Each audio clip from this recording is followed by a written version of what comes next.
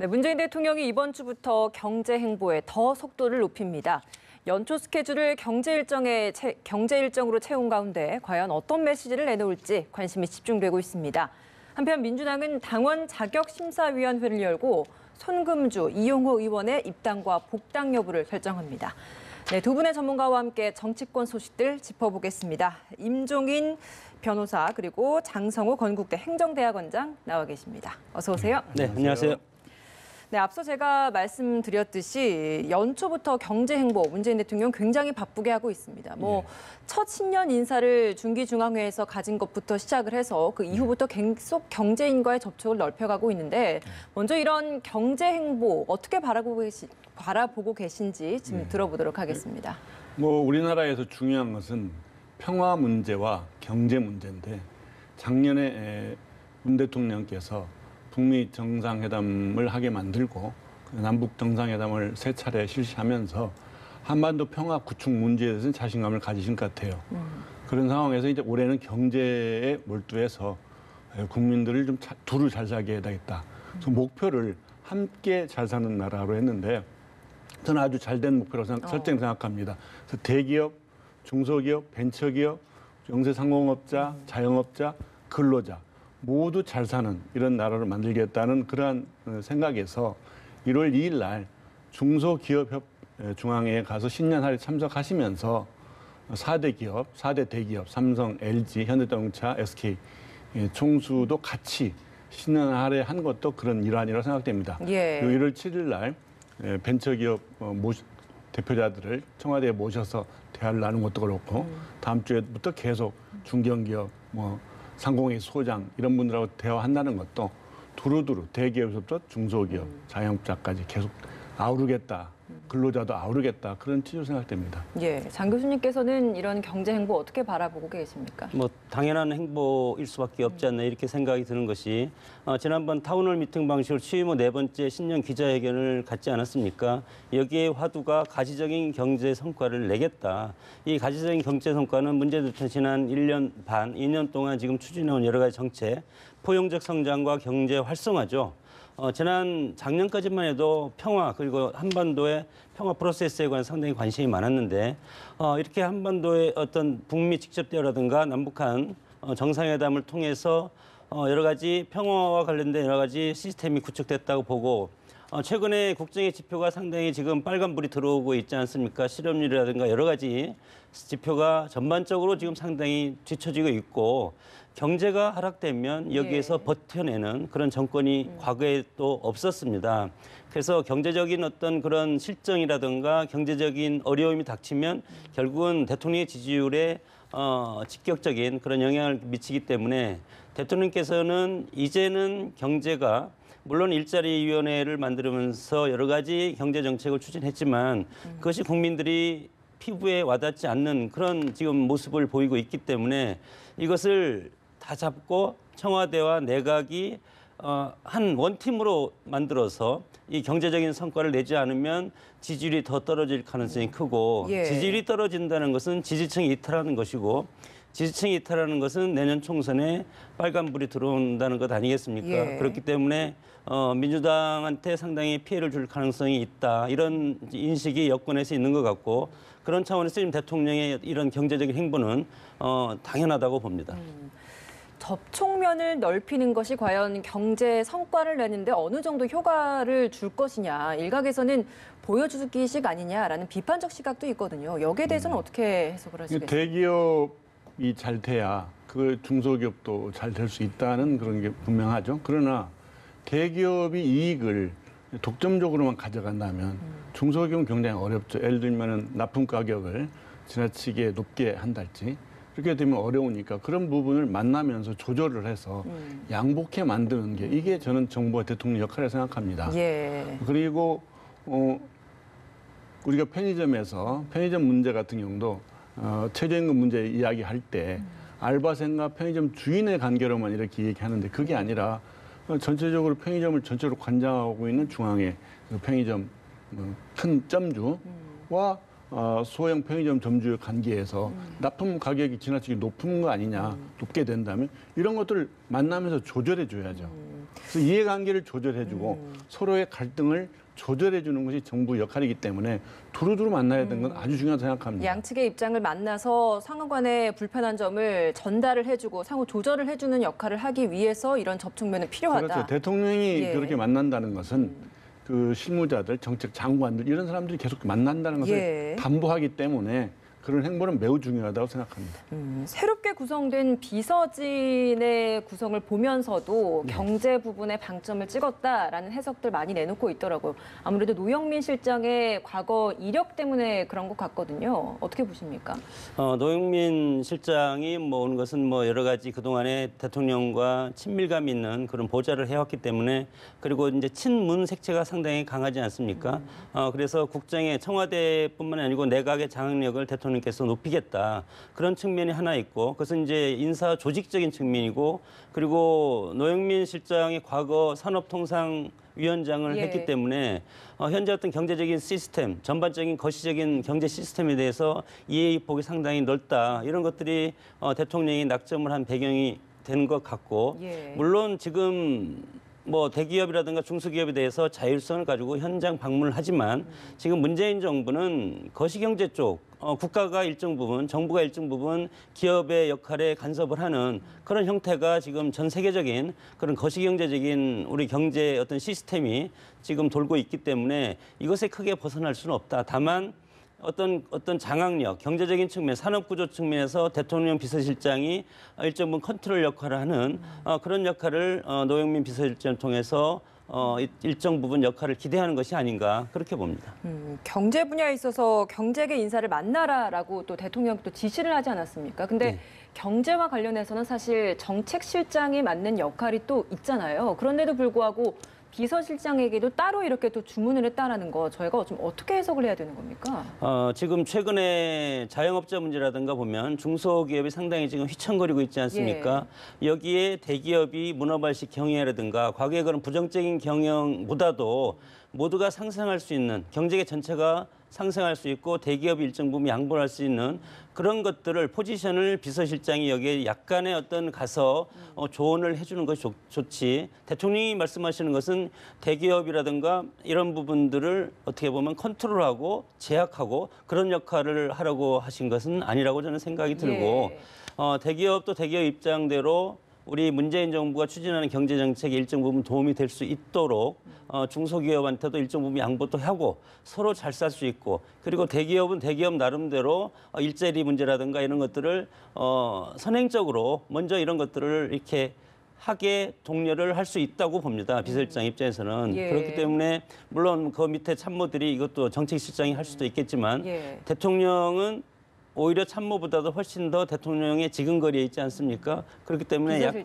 비서실장이 그렇기 때문에 약간의 힘을 실어서 지금 경제가 성과를 내려면 대기업도 상당히 중요하다. 그런 것에 저는 방점이 있다고 봅니다. 예, 비서진 교체한 후에 청와대 그 연장선상에서 이제 개강 이야기도 나오고 있습니다. 아무래도 원년 멤버였던 뭐 현역 의원 출신의 장관을 중심으로 개각이 이루어지지 않을까라는 관측들 나오고 있더라고요.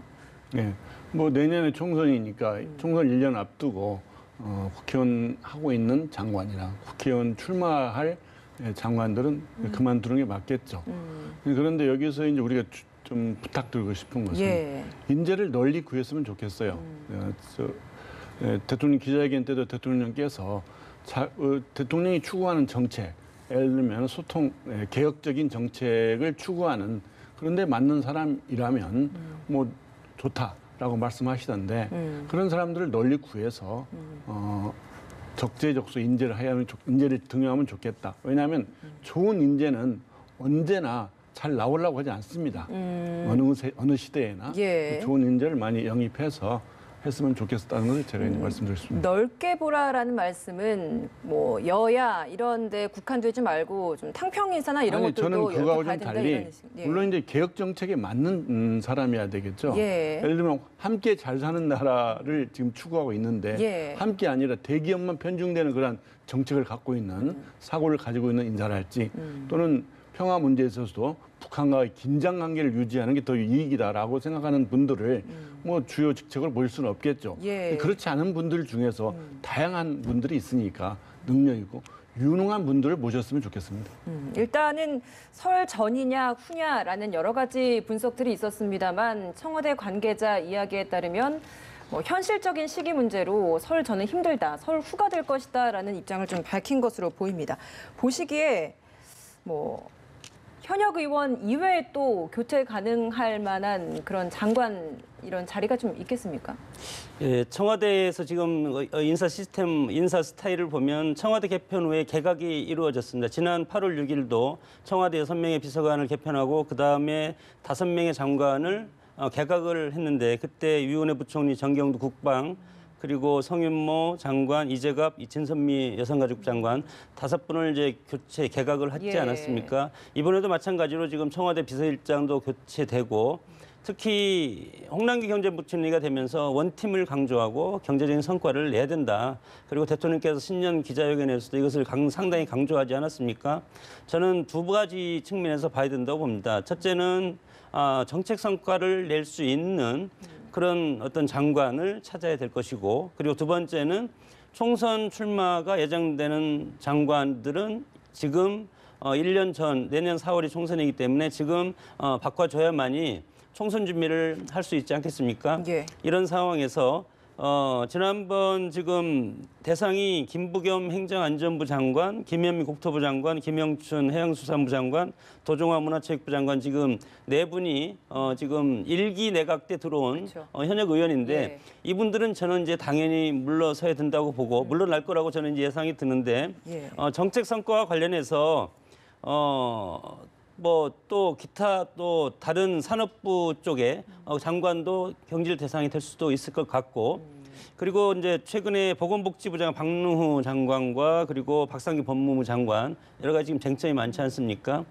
이런 분들도 추가적으로 내각 개편에 인사에 들어가는데 설제는 시간이 상당히 지금 촉박합니다. 지금 뭐 13일 정도까지 이것이 발표가 돼야 되는데 그러면 우리 인사청문회를 지금 봐왔지만 아무리 검증을 한다고 해도 고사하는 사람이 상당히 많고 그렇다고 해도 현역 의원을 지금 오면은 현역 불패가 지금까지 유지되고 있는데 현역 의원들이 내년 총선 때문에 들어올 사람이 상당히 적을 가능성이 상당히 크고 인력난에 상당히 허덕일 가능성이 상당히 크다.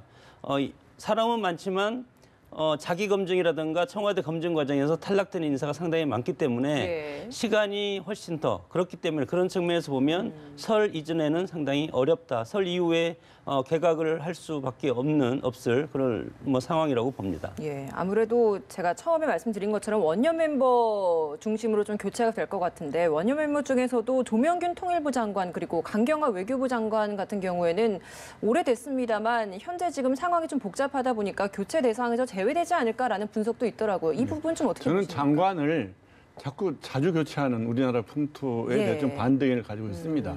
미국 같은 경우는 대통령 예. 4년 임기 하면 4년 임기 때에 처음 임명한 장관은 끝까지 가죠. 4년 끝까지. 예를 들면 힐러리 클린턴 국무부 장관 같은 경우에 오바마 대통령 임명하고 4년간 가죠. 대체로 그렇게 가거든요. 예. 그래서 특별한 일이 없으면 저는 외교안보 장관 같은 경우에 저는 강경화 조명근 장관이 잘 수행했다고 일반적으로 평가하는 것과 예. 같이 그렇게 평가하는데 그렇다면 굳이 뭐 한 18개월쯤 됐다고 그래서 교체할 필요는 없지 않은가 이렇게 생각합니다. 예. 그 지난 신년 기자회견에서 문 대통령이 여당은 물론이고 야당과도 많이 소통하고 대화를 하겠다라는 뜻을 또 밝히지 않았습니까? 그리고 오늘 또 신임 비서진들이 기자들과 상견례를 가졌는데 그 자리에서도 뭐 의회주의 살아야 대통령 성공한다 이런 또 강기정 수석의 또 언급도 있었습니다. 아무래도 야당과의 소통면을 좀 더 넓혀 나가야 될 것 같은데 이 부분에 대해서는 앞으로 올해 좀 어떻게 좀 해나갈 거라고 좀 예상을 하십니까? 글쎄, 이제 협치 거버넌스라고도 하고 이것이 대화 타협의 정치가 우리 민주주의 아니겠습니까? 그래서 다수결의 원리가 또 거기에 나타났고 대통령이 여당이든 야당이든 민주당이든 한국당이든 과거에 어느 보수나 민주에서 진보에서 대통령이 한 명이 나오는데 그러나 대통령이 되고 나면 바로 이분법으로 갈라집니다. 이것이 우리 정치의 형태였고 어떤 이슈에 대해서도 극명하게 지지층이 다르기 때문에 극명하게 야당과 여당이 서로 반대되는 의견을 갖는 것이 지금까지의 행태였고 대통령께서 의회에서 협치를 해서 정책 법적인 그런 어떤 그 제도적인 틀을 만들어 달라. 민주주의 결국은 법에 의해서 입법에 의해서 민주주의가 이끌어가는 것 아니겠습니까? 그래서 의회에서 협치라는 것은 여당과 야당이 당리당략적인 것을 버리고 정말 국민을 위해서 좋은 법을 만들어 달라. 그런 취지는 상당히 공감이 되는데 예. 우리 정치가 과연 지금까지 그렇게 해온 것이 저는 상당히 부족하다 이렇게 생각이 들고 협치라는 것은 내가 주고 그리고 양보를 하는 것이 협치라고 생각합니다. 야당이 지금 정부한테 상당히 많은 것도 주장을 하고 비판도 하지만 그것을 대통령이라든가 정부 여권에서는 이것을 일정 부분 그동안 받아왔어야 되지 않았을까 이런 것들이 이제 상당히 좀 이제 아쉬운 부분이 있고 예. 지금은 내년에 이제 총선이 있기 때문에 여당과 야당이 사활을 걸고 이슈마다 지금 부딪히는 상당히 대통령 입장에서는 정치적 그리고 경제적인 성과를 내고 싶은데 야당 입장은 또 국정에 잘못된 것을 지적을 하고 그 반대급부를 챙겨야만이 내년 총선에서 일정 부분 자신들의 의석을 확보할 수 있는 것 아니겠습니까? 이런 것이 이제 부딪히는 것이 총선 시점이 다가왔다는 것이 상당히 어려운데 예. 그럼에도 불구하고 저는 협치는 이루어져야 된다 이렇게 보고 예를 들어서 일기 내각 때 그 인사청문회 과정에서도 야당이 6명에 대해서 낙마를 요구를 했는데 그것은 대통령께서 지명 철회한 것이 한 번도 없었습니다. 그래서 예를 들어서 지명 철회를 하는 것은 자진 사퇴를 많이 시켰는데 이런 것들을 보면 야당이 요구하는 것은 한두 명 정도는 그래도 야당의 의견을 해주고 그리고 우리가 요구하는 것을 너희들이 받아라. 이런 것이 이제 주고받는 것이 민주주의의 어떤 대화 타협인데 이런 모습이 이제 복원되면 저는 지금이라도 복원되면 상당히 좋다고 봅니다. 알겠습니다. 야당과의 협치 아무래도 필요할 텐데 이 부분에 대해서는 어떻게 풀어나갈 것이라고 예상을 하시는지 한 말씀 부탁드립니다. 당연히 협치를 해야죠. 미국의 지금 그 예산 문제 때문에 셧다운 돼가지고 트럼프 대통령하고 민주당 의회하고 대립하는 거 보십시오. 그렇게 하면 안 되죠. 서로 양보를 해야 되는데 그러나 일방적인 양보는 있을 수 없는 거고 저는 지난 청문회 과정에서 문제 있는 인사들은 사퇴를 미리 시켰고 그리고 장관은 대통령이 그냥 임명할 수 있기 때문에 지나친 발목 잡기 여기에 대해서는 의연하게 잘 대응했다고 생각합니다. 예. 그리고 식사를 하는 게 굉장히 중요하다고 생각합니다. 우리들 사이에서도 우리 일반인 사이에서도 식사 한번 합시다 이렇게 그쵸. 얘기 많이 하잖아요. 근데 식사라는 것은 뭐냐? 서로 대화를 할 수 있다는 거고 시간을 같이 갖는 거고 그다음에 인간의 기본적인 욕구가 먹는 거 아닙니까? 같이 맛있는 걸 먹으면서 같이 대화하면 가까워지죠. 그러면 충돌도 많이 줄어든다고 생각해서 식사 정치는 확대 그리고 계속되는 게 좋겠다고 생각됩니다. 대통령이 야당 의원들과 식사를 하는 자리를 좀 더 늘렸으면 좋겠다라는 이야기 해주셨습니다. 여당 의원들하고도 많이 하고 일반인들도 많이 하고 굉장히 알겠습니다. 중요하다고 생각합니다. 네, 이번엔 당 내부 상황을 좀 살펴보도록 하겠습니다. 먼저 민주당 오늘 자격심사위원회 열고 손금주, 이용호 두 의원에 대한 복당 그리고 입당 심사를 하기로 했습니다. 2시부터 시작이 됐고 결과는 브리핑으로 알려준다고 하는데 아무래도 가장 변수가 된다라고 하는 것은 당내 여론 그리고 민주평화당과의 그런 관계 문제 아니겠습니까? 네.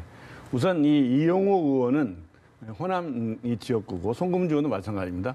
이용호 의원은 전라북도 남원 임실 순창이 지역구인 분이고 예. 그리고 송금주 의원은 전라남도 화순 그리고 나주가 지역구입니다. 아시다시피 호남 지역에서의 지지율은 민주당이 한 70% 정도 차지하고 있고 지금 현재 호남을 기반으로 한 다른 정당이 이제 민주평화당인데 민주평화당이 훨씬 지지가 낮죠. 그러니까 아마 지역구민들도 빨리 민주당 입당하지 뭐하고 있느냐 선거도 가까운데 이런 얘기도 많이 했을 거라고 생각됩니다. 예. 그런데 작년에 저는 이제 손금주, 이용호 의원을 좀 이해하는 입장에서 말씀드린다면 이분들이 작년에 재작년에 국민의당에 16년에 당선되지 않았습니까? 그렇죠. 당선되고 난 뒤에 국민의당이 작년에 분열을 했죠. 한쪽은 바른미래당, 한쪽은 민주평화당. 예. 근데 이분들은 무소속으로 남았어요. 어디에도 가지 않고 있었기 때문에 저는 이제 민주평화당에서는 굉장히 서운하겠지만 민주평화당을 탈당하고 가는 건 아니다. 국민당을 같이 했긴 했지만 그런 점에서 이제 이분들의 행보는 이해가 가는 면이 있습니다. 예. 그런데 이제 민주당으로서는 그런 부담이 있겠죠. 왜냐하면 당내 반발이 있겠고 또 하나는 민주당에서 지나치게 같은 지금 여권으로 활동하고 있는 민주평화당을 자극할 필요도 없고 그다음에 굳이 그렇게 영입할 필요도 없고 이런 면 때문에 고심이 있을 것으로 생각됩니다. 예. 국민의당 의원 시절에 강성 발언을 했던 부분이 아무래도 민주당 내부 의원들 사이에서는 달갑지 않은 부분들이 있는 것 같아요. 이 부분에 대해서 아무래도 민주당 내부에서 좀 결정이 어떻게 나더라도 갈등이 좀 있지 않을까라는 또 걱정도 되거든요. 이제 정치라는 것이 각 당의 내부에서 들어가 보면 지역위원회가 있지 않습니까? 그래서 지역위원장이 지금 틀림없이 그 지역에 있을 겁니다. 예. 지금 송금조 의원은 전남 나주 화순인데 거기에 지역위원장이 민주당이 있을 것이고 그리고 이용호 의원 전북 남원 임실 순창인데 여기에도 마찬가지로 지역위원장이 있기 때문에 이분들이 들어오는 것을 그 지역의 위원장을 중심으로 해서 이제 극렬하게 반대할 가능성이 이제 큰 것이 정당의 내부 생리고 그리고 두 가지죠. 방금 우리 앵커께서 말씀하셨던 것이 과거에 민주당을 상당히 비판도 하신 분이 있습니다. 그런 것들이 지금 SNS에서 뭐 다 떠 있고 이런 것이 팩트이기 때문에 이것을 이제 정체성으로 보는 거죠. 그래서 정체성 갈등이 일어날 가능성이 크다. 민주당 입장에서는 총선을 앞두고 새를 불려서 민주평화당과 호남에서 경쟁을 해야 되는 입장에서 민주평화당을 약화시키는 그런 효과를 얻지 않을까 이런 뭐 긍정적인 지도부에서는 생각을 할 수가 있는데 내부적으로 지지층이라든가 그 지역위원회 측에서는 이것은 이제 정체성 문제로 이제 걸고 넘어질 가능성이 크고 두 번째는 지금 문재인 대통령이 지금 여당과 여당 협치를 하자 이렇게 말씀을 하지 않았습니까? 협치라는 것은 대화인데 그러면 당장 박지원 의원이라든가 이런 분들이 이거에 대해서 협치의 걸림돌이다. 왜 의원을 과거에 국민의당에 있는 무소속이지만 다시 민주당으로 데려가냐? 이것은 민주평화당에 대해서 상당히 이제 반발할 가능성도 있지 않습니까? 예. 그래서 두 가지입니다. 저는 하나는 그 내부적인 갈등 우려하는 정체성 문제, 두 번째는 제3당 바른미래당이라든가 이런 제3당 민주평화당이라든가 이런 협치의 걸림돌이 될 가능성이 큰데 대통령 입장에서는 이제 의회에서 야당이라도 이렇게 뭉쳐서 대통령이 추진하는 여러 가지 개혁 입법을 통과를 해줘야 되는데 이렇게 되면 결국은 협치가 삐걱거릴 가능성이 상당히 크다. 그런 것들이 우려의 시석으로 볼 수밖에 없다고 봅니다. 그럼 민주당 내에서 오늘 결론이 날 텐데 어떻게 결론 날 거라고 예상하십니까? 이런 것들이 의원들이 그냥 정치 행보를 하는 건 아닙니다. 제가 보면 내부적으로 서로 양해가 됐고 그래 입당하겠다. 그래서 지도부끼리는 서로 교감이 있어서 이런 것을 할 수밖에 없다고 보고 의원들은 정치하는 자리이기 때문에 예. 수없이 오랜 시간을 지금 무소속으로 기다리고 있지 않았습니까? 내년 총선을 앞두고 민주당으로 출마를 해야만이 승산이 있다고 이 두 분은 보고 그리고 지도부가 일정 부분 누군지는 모르지만 양해를 했을 가능성이 있지 않을까 이렇게 이제 추정을 해보는데 그런 차원에서 보면 입당은 받아주리라고 봅니다. 이해찬 대표는 또 오늘 인터뷰를 하기로 사전 교감 같은 거 없었다라고 이야기를 하던데요. 있다고 하면 안 되죠. 정치는 그러나 사적으로는 비공개적으로는 충분히 서로 사전 정지 작업이라든가 대화를 하고 공적 라인을 통해서는 엄격하게 자격 심사를 해서 이 공적인 라인에서 결정하는 것이 정당이 도리라고 생각합니다. 제가 보기에는 민주평화당이나 송금주 그리고 이용호 의원은 크게 봐서는 민주당 계통인 겁니다. 그리고 바른미래당의 유승민 의원이나 이런 분들은 이학 전에 또 탈당해서 자유한국당으로 간 이학재 의원 같은 크게 봐서는 다 자유한국당 계열이죠. 그래서 두 당은 서로 합쳐질 가능성이 사실 굉장히 많죠. 또는 당 자체는 아니라 일부의 경우는 그래서 크게 보면 우리가 보기에는 같은 과라고 여겨져서 정체성의 문제는 저는 없다라고 생각됩니다. 지금까지도 다 비슷하게 민주당과 같은 투표 행보를 보였고 정책 노선에서도 외교 안보나 경제 정책 면에서 큰 차이가 없었습니다. 그럼 정체성 문제 없기 때문에 결국에는 입당으로 결론이 날 것이다라고 바라보는 생각합니다. 시간이신 거죠? 예, 알겠습니다. 이번에 한국당 이야기 살펴보도록 하겠습니다. 황교안 전 국무총리가 입당하겠다라는 의사를 밝히면서 지금 한국당 내 굉장히 좀 술렁이는 것 같아요. 일단은 아무런 입장 표명을 하고 있지 않다가 이렇게 입당을 결정한 배경 어디에 있다고 보십니까? 황교안 국무총리는 대선에 포커스가 맞춰져 있다고 이제 개인적으로 생각이 드는데 대선에 직행하려면 안철수 효과를 이제 봐왔듯이 대선 후보가 된다는 것은 자기 당이라든가 좌파 의원이 50명 이상이 되지 않으면 거대 여당과 거대 야당, 보수당과 보수와 진보의 대선 후보가 될 수가 없는 것이 현실입니다. 그렇기 때문에 내년 총선에 일개 의원으로 들어갔다가 그다음에 대선 출마를 한다? 그러면 저는 불가능하다고 생각이 들고 이런 차원에서 봤을 때 황교안 전 국무총리 같은 경우는 이제는 어떤 승부수를 던질 때가 됐다 이렇게 이제 판단을 하는 것 같고 여기에 대해서 여러 가지 비판도 있지 않습니까? 박근혜 대통령 때 대통령 권한대행까지 한 분인데 정치적인 책임을 져라. 이것은 당연히 뭐 나오는 말입니다. 그래서 본인이 이것을 어떻게 국민을 설득하고 그리고 공격하는 분들에 대해서 반박을 하는 논리가 섰는지 그것은 이제 본인이 준비를 할 것인데 이런 것을 극복을 하지 않으면 뭐 총선뿐만 아니라 대선에도 저는 어렵다고 봅니다. 그렇기 때문에 일단 전당대회에서 이거에 대한 또 상대 후보들이 이거에 대해서 강하게 비판을 하지 않겠습니까? 그럴 때 합당한 어떤 이유라든가 논리를 통해서 한국당의 대표가 되고자 하는 그런 어떤 그 본인의 여러 가지 미래 비전 이런 것들을 얼마만큼 보여주냐에 따라서 여기서 대표가 돼서 총선 공천권에 관여를 하고 물론 대표가 찍어 누르는 것은 아니지만 그러나 현실적으로 대표의 영향이 상당히 큰 것이 현실이기 때문에 이런 상황에서 봤을 때는 이번에 정치적인 승부수를 저는 걸 수밖에 없다. 이것이 아니면 대선에 출마할 가능성은 저는 제로라고 봅니다. 아직 입당 이야기까지밖에 나오지 않았는데 사실 전대 출마 입장 표명도 안 됐는데 자연스럽게 이제 전대 출마는 기정사실화된 것 같아요. 말씀하시는 것도 지금 대선의 징검다리로 전대 출마를 할 것이다라고 가정을 하고 지금 이야기를 다 해주셨는데 변호사께서 보시기에도 전대 출마는 뭐 기정사실화된 거라고 보십니까? 뭐 지금 정 선생님 말씀대로 황교안 전 총리의 그 국정농단 사태에 대한 책임 부분은 뭐 너무나 당연한 거고 그 부분에 대해서는 책임 있는 말씀이 있어야 되겠죠.